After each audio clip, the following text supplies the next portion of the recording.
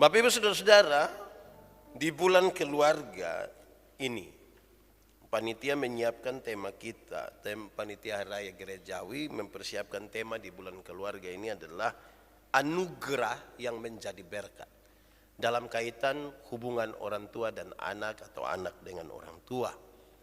Pembacaannya terambil dari Mazmur 127 ayat 3 sampai ayat yang kelima. Mazmur 127 ayat 3 sampai ayat yang kelima. Bapak Ibu Saudara-saudara, shalom. Kuat sedikit, shalom.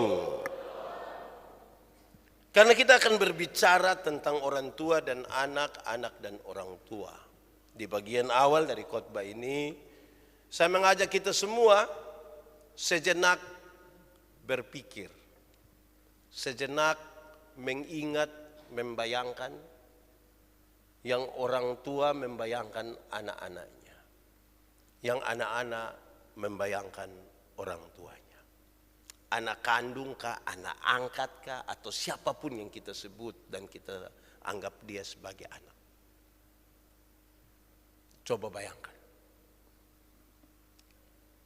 Kalau saudara sudah membayangkan, apa yang paling spesifik yang paling saudara ingat? Orang tua terhadap anak dan anak terhadap orang tua. Apa bayangan saudara tentang mereka? Kalau saudara sudah membayangkan itu dan tahu apa yang paling spesifik orang tua terhadap anak, anak terhadap orang tua, tambah satu pertanyaan reflektifnya adalah setiap kali berbicara dengan mereka, orang tua dan anak, anak dan orang tua, atau coba kita hitung-hitung, berbicara dengan mereka sepanjang kebersamaan itu apa yang kita bicara ya? Kita bicara soal apa?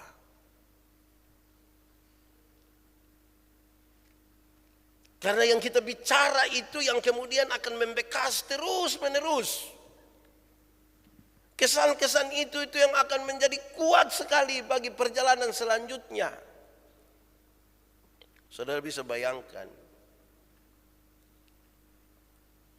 kalau orang tua pikirkan anak-anak itu apa? Saya merenungkan bagian ini dan saya pikir begini, coba saya renungkan sebuah anak.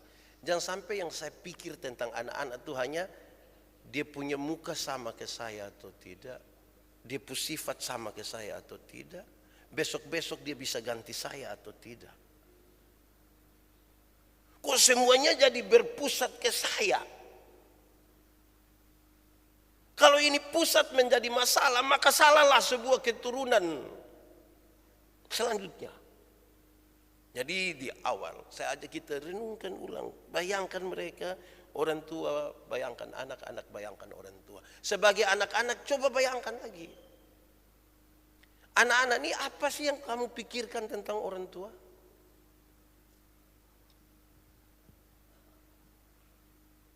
Berapa banyak anak yang berpikir bahwa ternyata orang tua itu tidak pernah kebetulan Tuhan tempatkan mereka sebagai orang tua. Tuhan terima kasih untuk orang tua. Tapi ada berapa banyak anak juga yang berpikir bahwa tenang saja karena ada orang tua. Orang tua itu seperti penyedia dana untuk anak-anak. Jadi dorang jalan beromong, tapi pas ada kebutuhan, bapak, mama.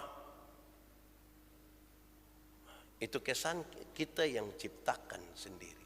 Saya mengulang-ulang ini di bagian pertama supaya kita dituntun untuk terus berpikir tentang anak-anak, berpikir tentang orang tua. Saudara-saudara, Mazmur 127 memang kita hanya baca ayat 3 sampai ayat 5. Tapi ini tidak bisa dipisahkan dari ayat 1 dan 2 kan secara utuh. Ada dua bagian dalam Mazmur 127. Bagian itu adalah tentang keluarga dan tentang pekerjaan. Mazmur 127 berbicara tentang keluarga, berbicara tentang pekerjaan. Kedua-duanya, baik pekerjaan, baik keluarga, harus punya dasar yang kuat. Harus ada dasar yang kuat. Kalau tidak ada dasar yang kuat, saudara-saudara,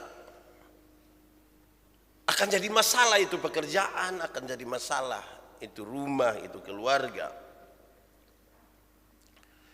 Dan mari kita sepakat di awal bahwa dasar yang paling kuat dari keluarga dan pekerjaan adalah Tuhan. Tuhan menjadi dasar yang paling kuat bagi keluarga dan bagi pekerjaan. Keluarga itu Tuhan yang berikan, pekerjaan pun itu Tuhan yang berikan. Dasarkanlah itu kepada Tuhan. Sebab apa, saudara-saudara? Pekerjaan dan keluarga yang tidak didasarkan kepada Tuhan akan mengalami kesia-siaan.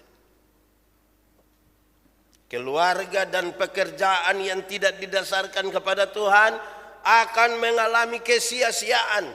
Kita menikah tapi sepertinya hanya sekedar tinggal bersama. Kita ada anak tapi kita tidak pernah ada komunikasi. Kita ada orang tua tapi biasa-biasa saja, tidak ada yang spesifik dari mereka. Kita ada pekerjaan dan waktu kita habis bagi pekerjaan. Kita menjadi sangat gila kerja dan melupakan hubungan antara keluarga satu dengan yang lain, orang tua, anak. Tapi kita mengidam-idamkan anak-anak kita itu tidak boleh memutuskan tali dan kasih persaudaraan. Jadi kalau bukan Tuhan yang menjadi dasar, kita sementara membangun kesia-siaan atas rumah tangga dan atas pekerjaan. Karena itu Mazmur 127 mau kasih ingat kita, ingat kedua-dua itu penting tapi mesti seimbang. Keluarga, pekerjaan, dua-dua itu penting tapi mesti seimbang. Tolong seimbangkan antara pekerjaan dan istirahat. Jangan istirahat terus tanpa bekerja. Jangan juga kerja terus tanpa istirahat. Tolong juga seimbangkan antara relasi orang tua dengan anak, anak dan orang tua. Kadang-kadang orang tua sudah mengasihi anak, tapi anak sepertinya tidak terlalu mengasihi orang tua. Atau sebaliknya juga. Anak-anak mengasihi orang tua, tapi orang tua merasa kok dia tidak pernah dikasihi. Itu dua mesti seimbang dengan baik. Itu kita sementara membangun sesuatu di atas dasar yang kita sebut sebagai dasar. Tuhan menjadi dasar. Saudara-saudara, lantas kita membaca teks di ayat 3 sampai ayat yang kelima. Ini menjadi bagian perenungan kita, sekaligus kita mau bawa pulang apa tentang tema ini. Pembacaan dan tema ini. Anugerah yang menjadi berkat. Ayat ketiga. Saya akan membacanya bagi kita. Sesungguhnya anak-anak lelaki adalah milik pusaka dari Tuhan. Dan buah kandungan adalah suatu upah. Ayat ketiga ini menarik, saudara-saudara. Kalau dia bicara tentang anak laki-laki, dia bicara tentang budaya patriarki waktu itu. Tidak ada masalah lah bagi kita. Anak laki-laki, anak perempuan sama saja. Tapi dalam konteks ini, pembacaan ini saya ingin sampaikan kepada kita, milik pusaka itu adalah warisan. Milik pusaka adalah warisan. Sebagaimana kita tahu bahwa warisan adalah sesuatu yang didapat bukan karena usaha. Milik pusaka adalah warisan. Tapi warisan itu adalah sesuatu yang didapat bukan karena usaha. Kan orang tua yang kasih. Kecuali kalau ada usaha bunuh kas mati orang tua supaya dapat warisan. Atau bunuh kas mati orang tua supaya dia pun asuransi kita dapat. Warisan itu sesungguhnya bukan karena usaha, tapi warisan itu sesuatu yang didapat karena hubungan tertentu atau karena maksud tertentu. Itu warisan. Kita dapat karena hubungan tertentu atau maksud tertentu. Kalau saudara nonton film di Indosiar, itu kadang-kadang dia punya orang tua, punya warisan, dia tidak mau kasih dia punya anak. Oleh karena maksud tertentu dia kasih saja di panti asuhan. Warisan ini dapat. Dari warisan itu bukan karena usaha. Upah adalah akibat. Upah adalah pendapatan akibat tertentu dari sesuatu yang dikerjakan. Ada bagian yang mungkin kita ada usaha, terus ada upah di situ. Mari kita lebih dalam kita lihat ini. Dalam kaitan dengan warisan tadi, ini sangat kental dan sangat kuat berkaitan dengan warisan hak kesulungan Israel. Hak kesulungan Israel berkaitan dengan 3 hal. 1, hak untuk beribadah kepada Tuhan. Anak lelaki adalah milik pusaka. Mereka adalah warisan. Warisan yang mereka dapat itu, hak yang mereka dapat. 1, hak beribadah kepada Tuhan. Nah, pertanyaan bagi orang tua, ada berapa banyak kali itu hak kita kasih dorang? Ibadah itu hak, bukan kewajiban. Karena ibadah itu hak, maka mereka harus menemukan dan mendapatkan haknya. Coba periksa berapa banyak kali hak-hak itu kita kasih. Berapa banyak kali? Anak-anak coba renungkan, ada berapa banyak kali kita menuntut hak ibadah itu kepada orang tua. Saya pernah sampaikan kepada saudara-saudara, kita ini kalau anak tidak ikut les bahasa Mandarin, kita bisa rayu dia sampai aneh. Masa kok papa darah Tionghoa, anak hanya tahu bahasa niki-niki. Jadi kita paksa dia mesti omong, mesti. Sudah, yang penting beli kasih adik sepeda. Oh boleh, yang penting les. Anak kalau tidak les bahasa Mandarin, kotong paksa. Tapi kalau anak tidak mau sekolah minggu, kita biasa-biasa saja. Oh sudah, adik tidur. Dari Senin sampai Jumat adik les balet. Tiap hari jalan pakai 2 jari, seibu jari dengan apa begini. Kan adik butuh total. Hak ibadah itu hak. Nah, anak mau dapat hak karena mana kau rumah tidak pernah ibadah? In anak don juga baru pandang, dengar abis ini khotbah orang tua bilang betul Pak Yandi Omen itu betul. Malam ibadah mulai panggil. Anak-anak ibadah. Uit anak datang sama ke dia bertimbang asam.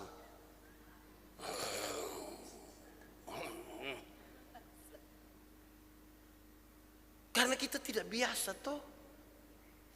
Panggil anak ibadah ini sama kayak dulu kita paksa dia ke tofa. Anak lelaki itu adalah milik pusaka warisan. Mantap dikata warisan itu. Tapi kita wariskan apa? Karena warisan bangsa Israel berkaitan dengan hak beribadah.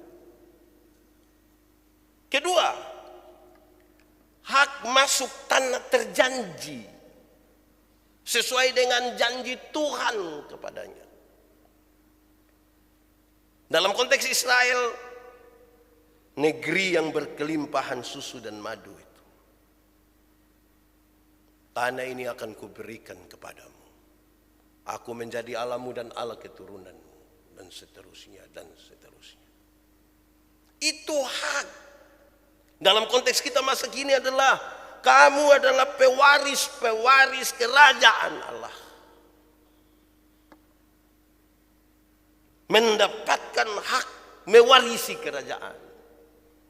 Itu hak pernahkah disampaikan? Ataukah justru kita berpikir tunggu belum dia waktu, nanti papa su di ICU dulu, su bantuan napas buatan baru bilang,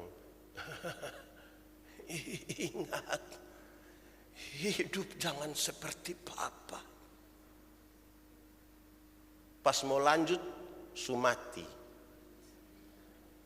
Jadi dari sekarang kasih tahu memang, supaya anak yang iya sah. Kenapa? Kalau dari awal kita tidak kasih tahu, tantangan pertama itu kan perkembangan dunia toh. Dong bermain hari Minggu kalau kita bilang adek ibadah, dia bertanya mau ibadah kenapa? Bukankah ini hari ini pas kita kesempatan bisa ini. Tantangan pertama perkembangan, tantangan kedua jodoh dan pernikahan. Kalau kita tidak mendasari dengan baik, kok yang penting nikah. Mau nikah dengan siapapun yang penting itu orang mantap. Dia pun hak, nikah dan dia itu orang pun sertifikat 2 kontainer. Itu kalau itu ingat warisan sertifikat ini nanti besok-besok jadi soal lebih banyak. Wariskan kepada mereka kerajaan surga itu. Memang sertifikat juga ingat wariskan ya, jangan nanti saudara pikir tidak wariskan. Wariskan juga, tapi jangan lupa itu hak itu. Yang ketiga, hak bangsa Israel itu, hak kesulungan bangsa Israel berkaitan dengan hak menjadi berkat. Hak untuk menjadi berkat. Kamu akan. Orang-orang diberkati karena kamu. Hak menjadi berkat. Perenungan kita hari ini adalah orang tua ada bikin apa buat anak-anak supaya don jadi berkat.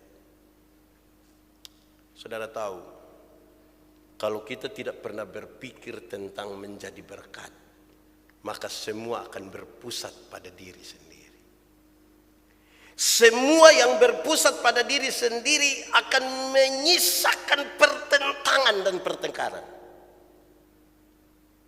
Dan bukan tidak mungkin itu akan terjadi bagi anak-anak dan keturunan kita. Padahal kita tidak menginginkan mereka bertengkar. Kita tidak menginginkan mereka berkelahi.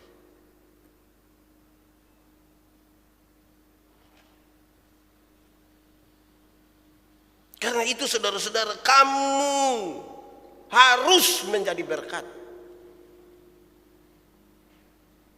Oh Tuhan, pakailah hidupku selagi, tolong kau menyanyi, aku masih kuat. Bila saatnya nanti ku tak berdaya lagi, hidup ini sudah akan ada satu waktu kita tidak berdaya lagi. Mungkin karena sudah tua, mungkin karena celaka, mungkin karena sakit, sudah tidak bisa lagi. Tapi orang duduk bayangkan kita pemuka ini, orang bilang itu orang biar dia sakit begitu, tapi dia sudah jadi berkat. Sudah jadi berkat bagi banyak orang. Jangan dari berdaya sampai tidak berdaya, tidak pernah jadi apa-apa. Hanya jadi beban saja. Lama-lama dia baru muncul di pintu, orang berkorek, beban muncul. Bayangkan kalau kita ketemu keluarga baru kita dicap sebagai beban dalam keluarga. Kan mempertegas yang orang tua biayain anak ini dari hidup, dari kecilnya dia bosan jadi beban saja. Ini hak menjadi berkat. Kalau tidak jadi berkat, kan akan egois toh, hanya untuk diri sendiri. Jangan lupa besok-besok dong bertengkar. Dong akan bertengkar soal rumah tua. Saparu bilang jual, saparu bilang tidak boleh. Ini yang dong bertengkar. Akhirnya dong sepakat jual. Sepakat jual ini yang kakak bilang karena beta kakak, beta dapat mesti lebih banyak. Kenapa? Itu hari kalau mama melahirkan beta, kalau mama mati engkau tidak ada. Karena itu beta mesti dapat sedikit lebih banyak. Ini mulai repot sudah, mulai tambah. Adik bilang, beta kasih tahu, kenapa engkau disebut kakak? Karena beta adik. Coba kalau adik tidak ada, kakak ada di nama. Mulai pakai lagi di narasi yang tidak jelas. Jadi anak dong mesti ajar jadi berkat. Supaya dong jangan egois. Kalau kita tidak ajar jadi berkat, dia tidak kasih tahu dia pu istri, dia tidak kasih tahu dia pu suami. Istri dan suami ini yang bertemu anak mantu itu dong hanya pikir-pikir, ini tua satu umur pun panjang. Tahu kapan Terus dia cari hamba Tuhan doa bilang, tolong cek kira-kira mama lah berapa lama.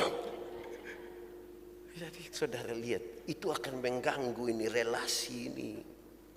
Orang tua. Jadi anak mau nikah dengan siapapun itu, kan Tuhan so atur toh dia jodoh toh. Tapi atur juga soal warisan 3 ini.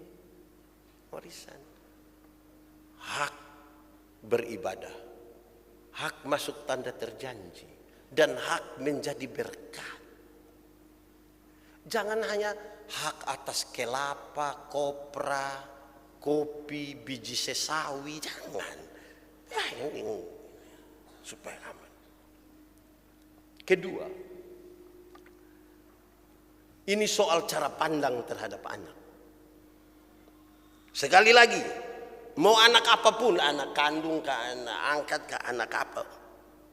Cara pandang itu penting kepada mereka. Ingat baik-baik orang tua bahwa anak itu bukan beban. Sekali lagi, anak itu bukan beban. Sebab kalau di pikiran kita mengatakan anak itu beban, maka perilaku kita terhadap mereka beban. Saudara, di masa yang sementara, di dunia yang fana, jadi kita punya kehidupan kekal nanti. Tapi di masa yang sementara di dunia, ada yang Tuhan berikan bagi kita. Salah satunya, bukan satu-satunya, salah satunya adalah memberikan anak. Cara berpikir ini penting. Orang tua dulu yang sekolah kurang tinggi saja, dorang mengenarasikan kalimat ini.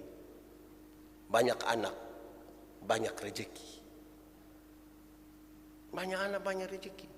Masing-masing anak dan dia pun berkat. Tapi ada koma juga di situ. Dan dia pun beban. Tapi jangan pikir dia pun beban. Pikir dia pun berkat.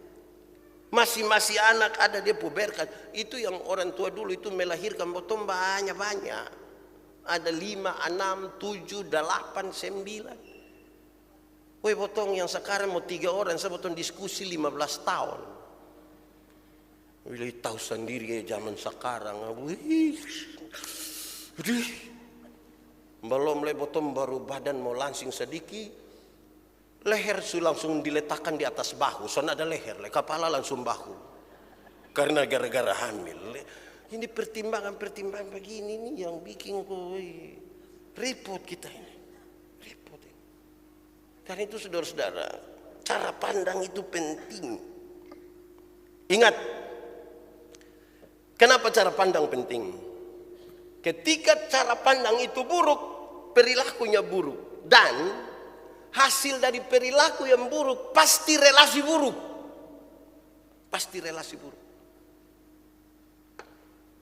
Bayangkan in anak ini kita ada sonsuka sendia. Kita tidak suka mem sendia. Terus kita mesti tidur enak-enak, dia datang garu kita pu kaki bilang, halo papa, ada semut mau gigi papa pun kaki. Menurut saudara, papa bilang, mari semut, atau papa injak itu semut? relasi buruk, pandangan buruk itu buat relasi buruk. Rusak ini relasi. Karena itu saudara, cara pandang yang benar orang tua terhadap anak, juga anak terhadap orang tua. Coba anak-anak dong, coba berhenti dengan anggap orang tua itu bebane. Tolong berhenti. Ini mama nih sedikit-sedikit telepon. Terus kita tanya, enak mama mantu telepon. Enak apa? Sedikit lete garam son ada. Sedikit lete pulsa su habis. Nah kalau setiap kali berpikir begitu, padahal mam tua, ini su telepon lagi, son usah angkat. Padahal mam tua telepon mau kasih tahu bilang hak atas rumah tua engkau yang dapat. Nah kalau su tidak angkat, jadi jangan isi yang buruk-buruk dulu di sini. Ini orang tua donju satu. Orang tua dong, jangan terlalu beda-bedakan anak dulu, jangan terlalu beda-bedakan anak. Masing-masing anak itu memang ada dia pun berkat sendiri, ada dia pun pergumulan sendiri. Tapi jangan bikin beda-beda sendong. Anak yang kedua datang, papa, kakak ranking 5. Bluson dia sama kayak lu pun cece itu. Ranking berapa dia? 30. Kan lebih besar dari 5. Jangan begitulah. Masing-masing anak tuh punya pergumulan sendiri. Dengan masing-masing itu. Jangan suka banding-banding sendong. Jangan. Terus yang anak mantu donju satu.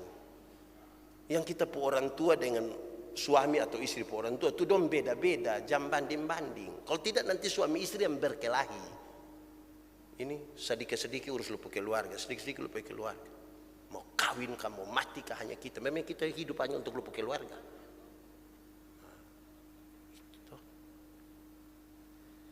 Jangan banding dong. Memang pas dong pun waktu mati. Kita mau kerman, tidak mau pi. Jadi tak usah banding-banding. Itu namanya botong sumenika begitu.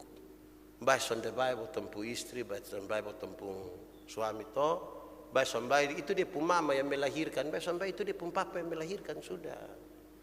Tolong kopi pelo-pelo sendong.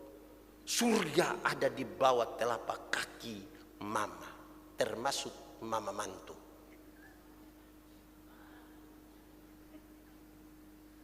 Ya toh, pi sebentar keluar dari gereja, pi mama mantu, pi mama cok kaki. Lu datang-datang langsung minta mau lihat surga mama.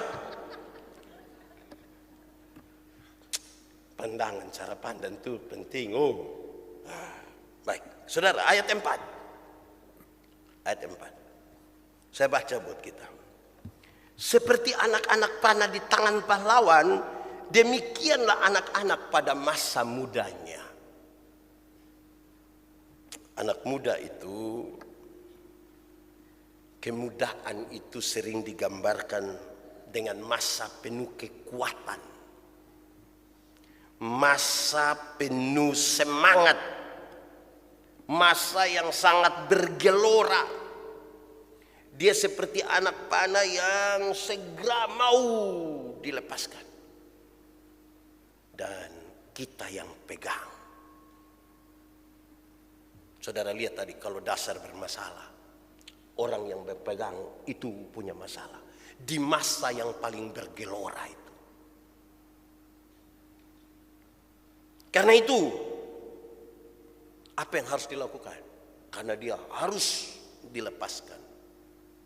Satu, anak panah itu butuh diasah, butuh ditajamkan. Ini saya lihat di Alor tempat saya melayani dong, karena mau pi berburu itu dong ambil ini anak panah dong dia bapak dong gosok-gosok dong taruh di tempat rata satu begini agak bengkok dong lipat-lipat ke rata dia. Kan ada rusa yang dong mau panah toh. Kalau itu anak panah lurus dan tajam kan share di sini. Bayangkan kalau itu anak panah itu dia tidak lurus, kan dia lari begini. Rencana di mata dia lewat mata kena mata kaki. dia mesti ditajamkan. Dia mesti diatur lurus-lurus. Kas tajam ini butuh asa. Asa itu ada bagian yang perlu dikikis. Dan anak-anak mesti siap untuk itu. Anak-anak juga tolong terima sedikit. Anak-anak tolong terima sedikit. Orang tua marah, orang tua bentak itu bukan karena dorang ada tidak suka. Memang separuh juga tidak suka juga. Tapi ini saya mau omongin di pembaik. Karena kamu belum mengerti. Ingat, orang tua pernah jadi muda, tapi kamu belum pernah jadi tua. Jadi dong mau asa kita baik-baik. Ada orang tua bilang, anak, mungkin papa ini yang anak paling tidak suka. Tapi besok-besok lu jadi papa, lu akan tahu kenapa papa marah kalau begini. Ini anak dong ini mulai banding-banding papa. Bayangkan ya, dan bapak mama saya dong bis banding. Pidi mama, ini nipon pu orang. Jangan harap. Kalau pi bapak, bottom baru batok, bapak langsung kunci pintu. Ya anak-anak dong jangan terlalu banding-banding orang tua toh. Dong lah sedikit hari. Jadi iko-iko sayang baik tuh. Kadang-kadang orang tua mengomel, mengeluh. Kan dong mau kita ditajamkan. Kamu setajam. Orang tua ini kadang-kadang di pengkepekaan terhadap kita punya anak lebih tinggi dari kita sendiri. Hei, itu anak itu semua jak. Mama kasih tinggi. Hehehe. Dulu lu kita kasteng-kasteng ini otak miring begini makanya. Nah, ini orang tua dan anak. Toh? Kedua, butuh diarahkan. Semangat yang bergelora saja tidak cukup. Cita-cita saja tidak cukup. Ditajamkan dari situ diarahkan. Tanpa arah kita kehilangan semuanya. Masa ada rusa tapi dia panah gambar rusa. Kan butuh arah. Disitulah perannya. Anak-anak diarahkan. Anak-anak diarahkan ini memang harus anak-anak. Izin terhadap yang sudah punya anak dewasa. Memang mesti dari kicik-kicik toh. Karena dia bilang kalau pohon sebesar baru kita mau paksa kas lurus patah. Mesti dari kicik-kicik mulai arahkan. Yang pecinta bonsai dong itu kan dong picari picari kawat di mana kok embarang mau tumbuh begini dong patah begini. Ika. Akhirnya dia bukan begini, dia begini. Baru dia naik. Iko kita pumau. Jadi indah karena mengarahkan. Kadang-kadang memang orang tua kalau dia agak kesal sedikit dia bilang, jalan anak, nanti surasa baru datang Pi kok rasa ini laut pun asin. Jangan juga begitu. Jangan. 3, butuh latihan. Orang tua akan mati. Orang tua tidak akan selamanya ada. Dia akan melepaskan 1, 2, 3, 4 ini kepada anak-anak. Dengan harapan anak-anak tidak boleh bertengkar, tidak boleh berkelahi. Latihannya sekarang. Jangan diam-diam tulis surat wasiat tanpa latihan. Surat wasiat tanpa latihan itu berakhir dengan pertengkaran secara hukum. Karena anak satu bilang, kau ini pegang ini. Yang satu datang, ini darah daging. Bertengkar kan. Jadi dilatihlah dari sekarang. Latihan silakan atur sesuai dengan kearifan lokal keluarga masing-masing. Tapi anak-anak jangan langsung bilang, papa mama sudah dengar tadi pendeta khotbah, tolong latih dulu. Sebentar mulai latihan, kotong dikasih latih pegang warisan itu bagaimana. Oh ya itu juga jangan. Bisa salah langkah itu. Orang kalau mau jadi penerbang itu latihannya bukan langsung di atas pesawat. Belajar teori habis praktek bukan naik pesawat. Naik gardus.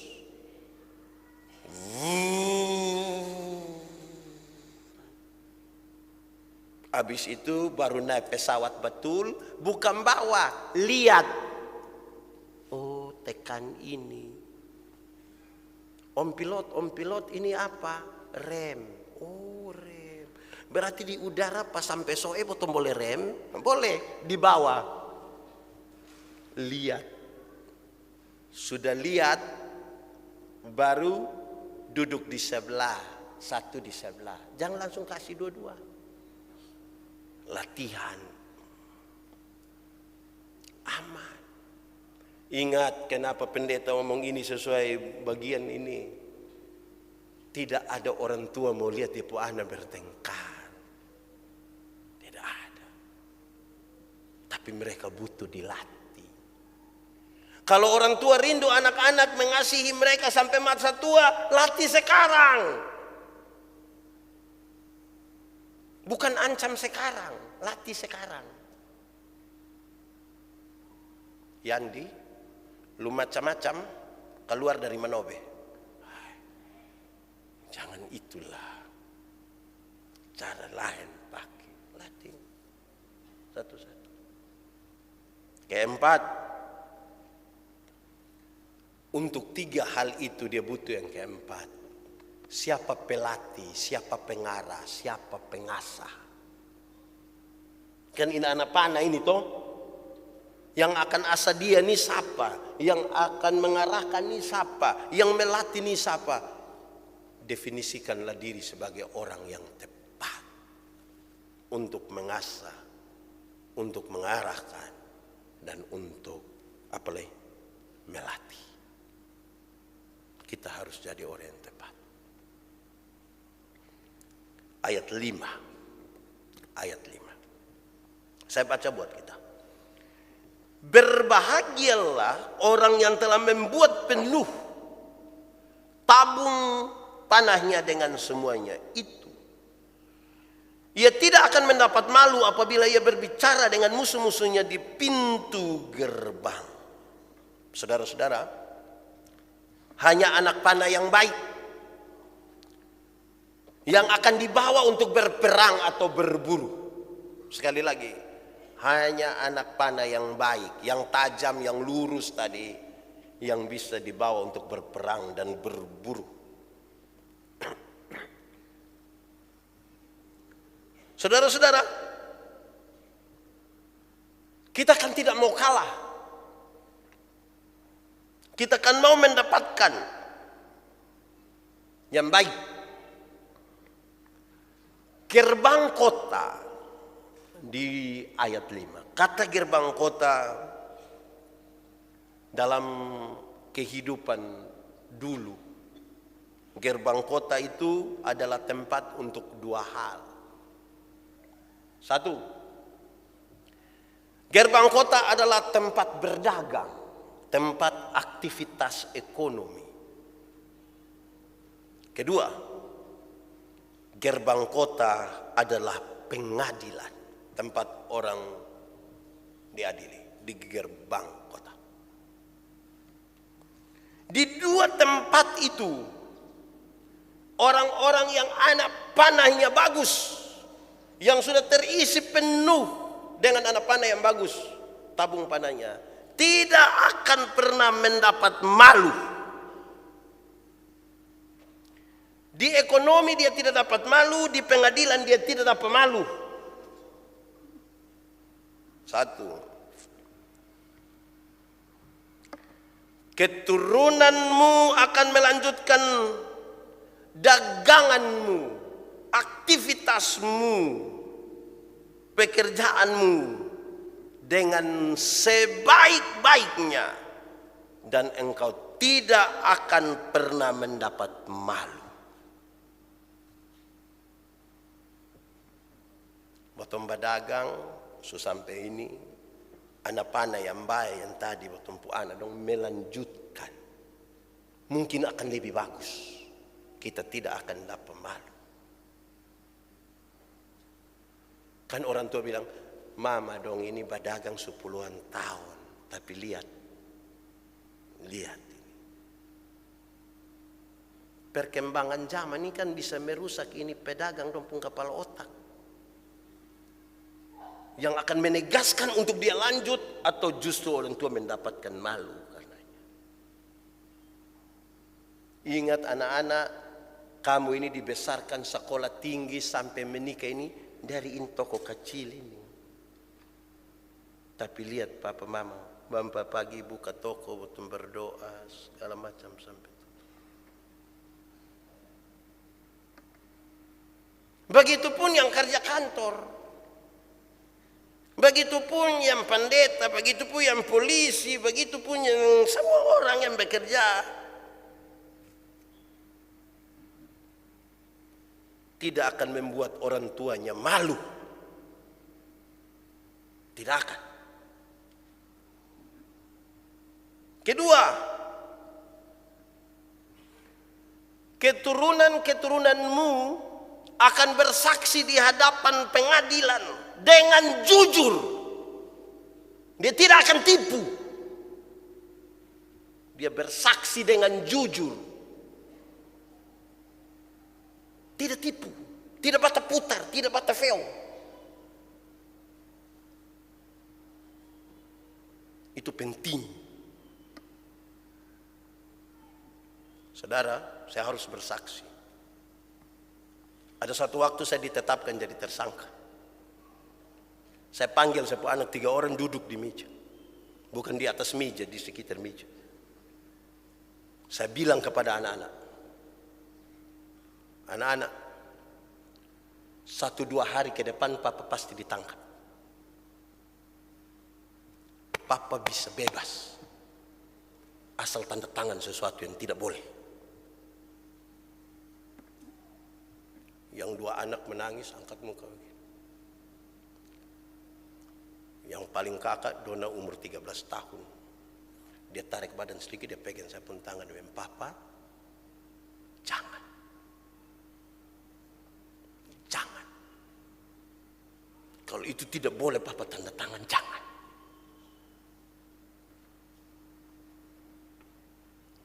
Kamu tidak akan mendapat malu karena itu. Bersaksilah dengan jujur, sejujur-jujurnya. Kadang-kadang jujur pun ada risiko. Tapi harus dilakukan. Dan orang tua tidak akan pernah mendapat malu karenanya.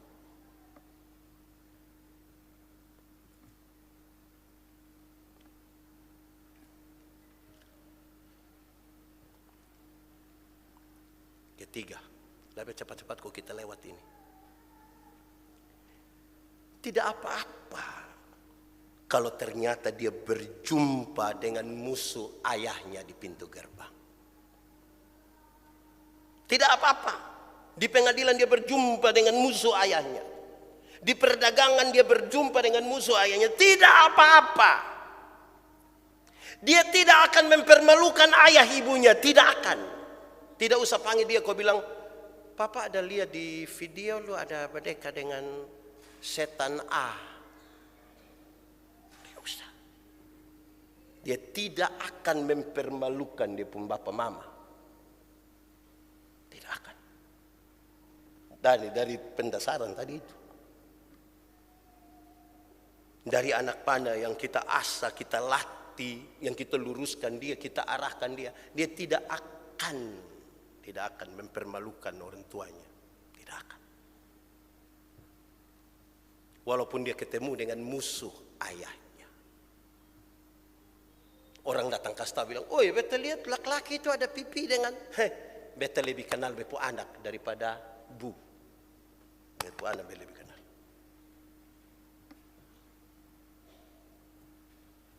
Dunia sekarang ini satu orang tidak suka orang, dia pikas tahu orang, kau benci orang lain tambah.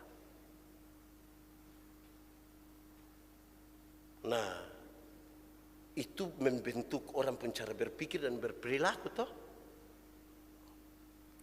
Tapi tadi dalam relasi yang kuat itu, wah, dia tidak akan mempermalukan orang tuanya. Tidak. Keempat, di tempat itu, tempat ada ekonomi, tempat ada pengadilan itu, orang tidak akan menerima suap. Karena itu akan mempermalukan keluarganya. Tidak akan terima suap. Dia tidak mau direndahkan karena suap. Itu dia pun papa mama bahagia. Bahkan ini beta pikir begini. Bahkan kalau dong sumati, kalau dong adi mana, kalau dong bisa lihat, dong bilang, betu ana memang lurus papa. Orang tuanya berbahagia. Jangan orang tua latih anak untuk suap orang, itu juga salah. Anak juga paksa orang tua untuk suap orang. Memalukan. Lurus. Berbahagialah mereka yang tabung panahnya sudah penuh. Dia tidak akan dipermalukan ketika dia berbicara di gerbang kota. Tidak akan.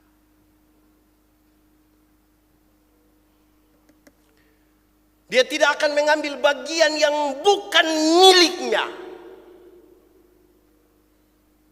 Di gerbang kota, dia tidak akan mengambil bagian yang bukan miliknya. Tidak akan. Bahagia toh? Cukupkanlah dirimu dengan apa yang ada padamu. Berbahagialah engkau dan baiklah keadaanmu. Diberkatilah orang yang mengandalkan Tuhan. Kurang apa lagi firman Tuhan? Dan saudara tahu, pesan ini menjadi penting. Itu berarti nama baik dari orang tua dijaga oleh anak-anaknya. Nama baik dari keluarga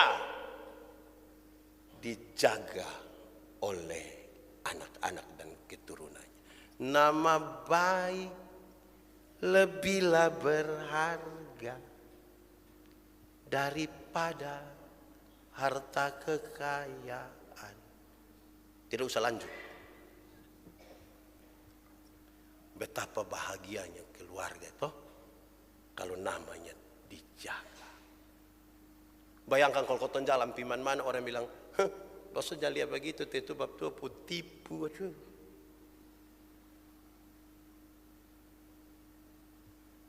Bayangkan kalau jalan piman mana orang bilang, jangan lihat mam tua begitu, cek di deputas. Ada batu mangan. Jangan begitu. Anak-anak, dengarlah nasihat ini. Kamu tidak akan pernah bisa membalas kebaikan dari orang tua. Tidak akan. Anak-anak tidak akan pernah bisa membalas. Tapi yang bisa kamu lakukan adalah tolong jaga dong punya nama. Sebagaimana dulu dong jaga kita waktu kita kecil. Waktu kita pilek. Tanpa menjaga apapun dong tidak pakai tisu. Tapi dong isap kita punya.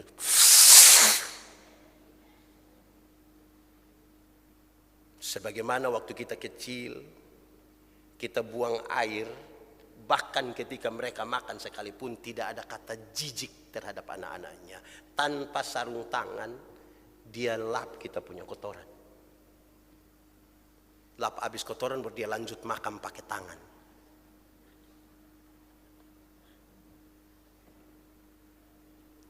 tolong jaga dong punama toh. Orang tua, kalau memang tidak bisa wariskan sertifikat tanah dan uang miliaran triliunan rupiah, tolonglah wariskan kepada mereka nama yang baik. Tolong kasih nama yang baik.